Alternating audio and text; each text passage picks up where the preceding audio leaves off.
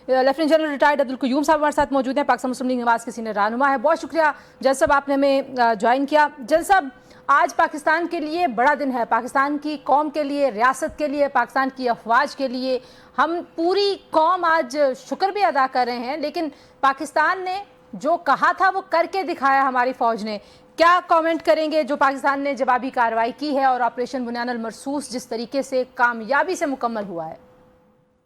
देखिए, अल्हम्दुलिल्लाह, देखिए मैं तो खुद चूंकि एक सोल्जर हूँ और एक वॉर वेटरन हूँ, मुझे तो जरा बराबर भी डाउट नहीं और ना मैं सरप्राइज हुआ हूँ कि पाकिस्तान की जो फौज है उसका इंडियन फौज मुकाबला बिल्कुल नहीं कर सकती।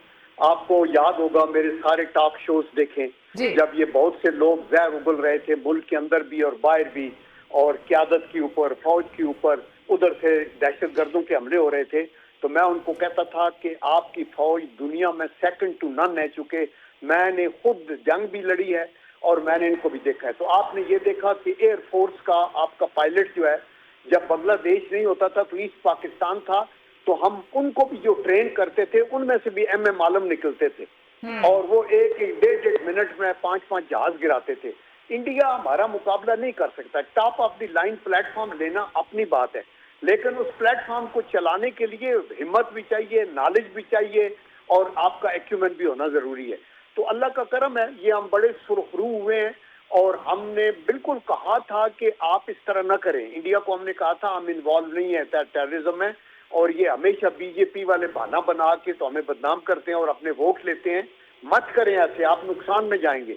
फिर इन्होंने अपने तौर पे ऊपर LOC पे शुरू किया, उधर मुंह का जवाब मिला। फिर इन्होंने मस्जिदों पे हमला किया, वहां इनकी बिल्कुल ठुकाई हुई हर लिहाज से। रात को ये जो राफेल गिरे हैं, ये इसमें तो पूरी दुनिया एक हैरान हो गई है।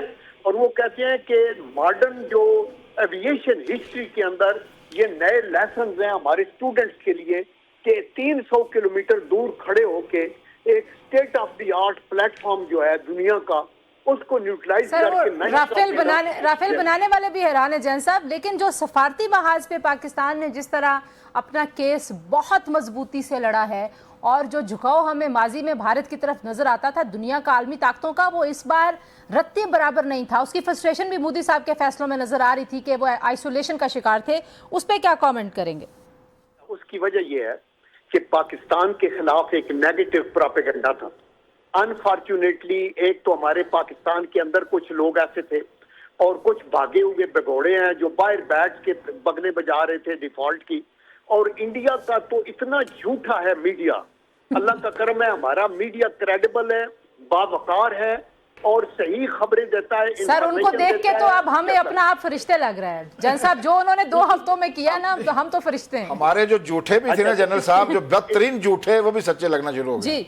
जी जन साहब। जी। और ये देखें कि दुनिया में एक इम्प्रेशन कायम किया हुआ था कि जी फौज का और कौम का आपस में बिल्कुल गैप हो गया है, पाकिस्तान के मुआशी मसाइल है, टेररिज्म है ये, लेकिन उनको ये नहीं पता कि इसकी क्वालिटी ऑफ मैन पावर जो है अल्लाह के करम से, ये 6 लाख की फौज नहीं थी, ये 24 करोड़ की फौज है। Across the board all political parties, media, business community. आज मैं पिंडी गेट में था, वकला के साथ जो बार में मैंने खिताब किया, फिर मैं चकवाल में था, वहाँ प्रेस क्लब में लोग मिठाइयाँ तकसीम कर रहे थे और हम अल्लाह के करम से सुरखरू हुए हैं, लेकिन हमने कभी भी वार मोंगरिंग नहीं की है।